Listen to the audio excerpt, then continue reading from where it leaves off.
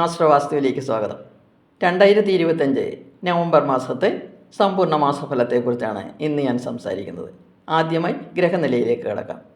സൂര്യൻ നവംബർ മാസത്തിൽ തുലാം, വൃശ്ചികം എന്നീ രാശികളിലൂടെയാണ് സഞ്ചരിക്കുന്നത്. നവംബർ 16 വരെ തുലാം രാശിയിലും 17 മുതൽ 30 വരെ വൃശ്ചികൻ രാശിയിലുമായി നിൽക്കുന്നു. കുജൻ ഒക്ടോബർ 27 വൃശ്ചികത്തിലേക്ക് സഞ്ചരിച്ചു. ഡിസംബർ 6 വരെ അവിടെ സ്ഥിതി ചെയ്യും. ബുധൻ ഒക്ടോബർ 24 വൃശ്ചികത്തിലേക്ക് രാശി മാറി. വ്യാഴം ഒക്ടോബർ 18 കർക്കിടകത്തിലേക്ക് രാശി മാറി. ഡിസംബർ 5 തിരികെ മിഥുനത്തിലേക്ക് രാശിമാറ്റം നടത്തും. ശുക്രൻ നവംബർ 25 വരെ തുലാം രാശിയിലും ശേഷം വൃശ്ചികത്തിലും സ്ഥിതി ചെയ്യും.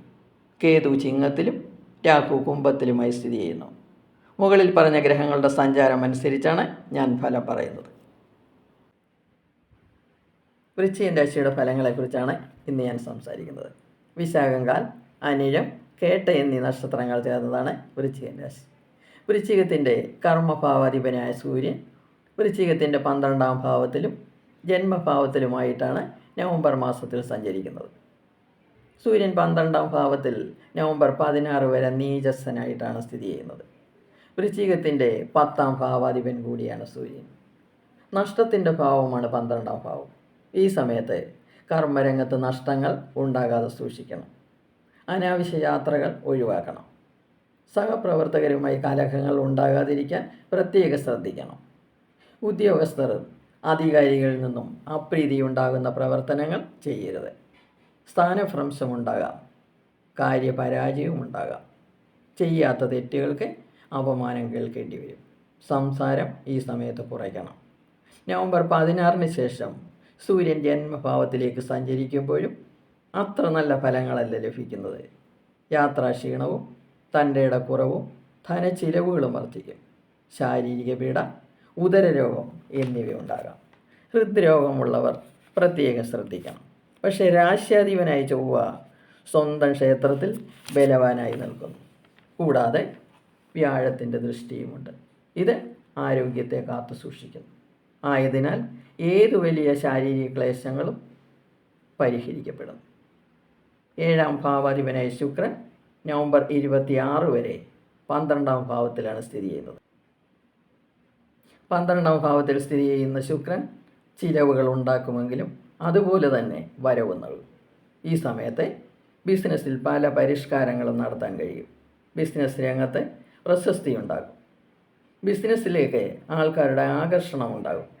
വസ്ത്രവ്യാപാരം, ആഭരണ വ്യാപാരം, വാഹന വ്യാപാരം എന്നിവ നടത്തുന്നവർക്ക് അനുകൂല സമയമാണ്. ആർഭാടകരമായ പുതിയ ബിസിനസ്സുകൾ തുടങ്ങാൻ കഴിയും. 5ാം ഭാവാധിപനായ വ്യാഴം ഭാഗ്യഭാവത്തിൽ ഉച്ചനായി നിന്നുകൊണ്ട് 5ഉം 2ഉം ഭാവങ്ങളിലേക്ക് വീക്ഷിക്കുന്നു. ഇത് വിദ്യാർത്ഥികൾക്ക് ലഭിക്കുന്ന ഭാഗ്യാനുഭവങ്ങളെക്കുറിച്ച് വിവരിക്കേണ്ട ആവശ്യമില്ലല്ലോ.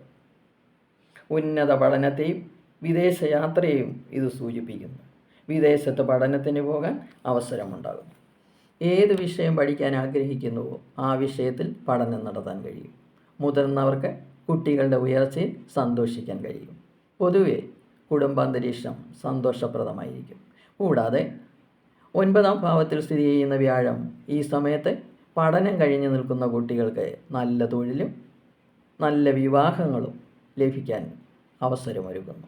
ഗ്രഹലാഭവും ധനലാഭവും ഉണ്ടാകുന്നു.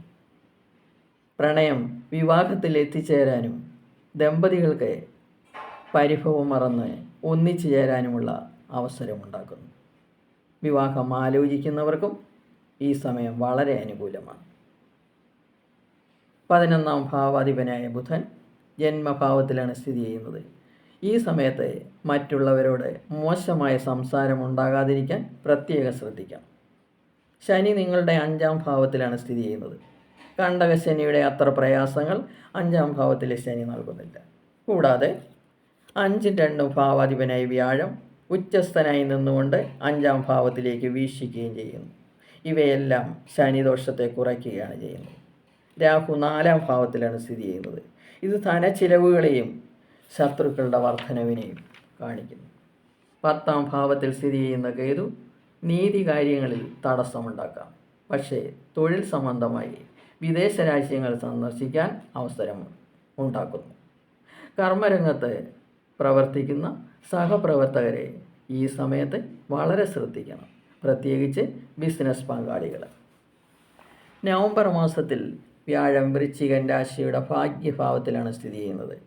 പ്രധാനമായും സാമ്പത്തിക ബുദ്ധിമുട്ടുകൾ മാറുന്നു, കടം വീട്ടാൻ കഴിയുന്നു, പുത്രസുഖവും സ്ത്രീയോഗവും ഗ്രഹഭാഗ്യവും ലഭിക്കുന്നു. വിവാഹത്തിന് തയ്യാറായി നിൽക്കുന്നവർക്ക് വിവാഹം നടക്കും. കുട്ടികൾ ഉണ്ടാകാതെ പ്രതീക്ഷയിൽ കഴിയുന്നവർക്ക് അനുകൂല ഫലം ലഭിക്കും. കൂടാതെ വ്യാഴൻ നവംബർ മാസത്തിൽ നിങ്ങളുടെ ജന്മം 3, 5 എന്നീ ഭാവങ്ങളിലേക്ക് ദൃഷ്ടി ചെയ്യുകയും ചെയ്യുന്നു. ഇത് നിങ്ങളുടെ സുഖത്തെയും കീർത്തിയെയും വിജയത്തെയും സൗന്ദര്യത്തെയും അനുകൂലമായി ബാധിക്കുന്നു. കൂടാതെ സഹോദര സഹായം ലഭിക്കുന്നു, തൻ്റെ ഇടം വർദ്ധിക്കുന്നു, മനസ്സുഖം, ജ്ഞാനം, ദൈവാനുഗ്രഹം, പഠനത്തിൽ മികവ് എന്നിവയും ലഭ്യമാകുന്നു. കൂടുതൽ ഗ്രഹങ്ങളും അനുകൂല ഫലങ്ങൾ നൽകി നവംബർ മാസം നിങ്ങൾക്ക് സന്തോഷപ്രദമായ അനുഭവങ്ങൾ നൽകും. എന്നാലും രാശ്യാധിപനായ ചൊവ്വയെ പ്രീതിപ്പെടുത്തണം. ഗണപതി ഹോമവും ദേവീക്ഷേത്രത്തിൽ കുങ്കുമാർച്ചനയും നടത്തണം. ശിവൻ്റെ കീർത്തനങ്ങളും ഗണപതി ഭഗവാന്റെ കീർത്തനങ്ങളും നിത്യവും ജപിക്കുകയും ചെയ്യണം. ഭാഗ്യവർദ്ധനവ് ഉണ്ടാകും. എല്ലാവർക്കും നന്മകൾ നേർന്നുകൊണ്ട് നിർത്തുന്നു. ഇനി അടുത്ത വീഡിയോയുമായി വരാം. വീഡിയോ ഇഷ്ടപ്പെട്ടെങ്കിൽ സബ്സ്ക്രൈബ് ചെയ്യുക. സംശയങ്ങൾക്ക് വാട്സപ്പ് നമ്പറിൽ ബന്ധപ്പെടുക.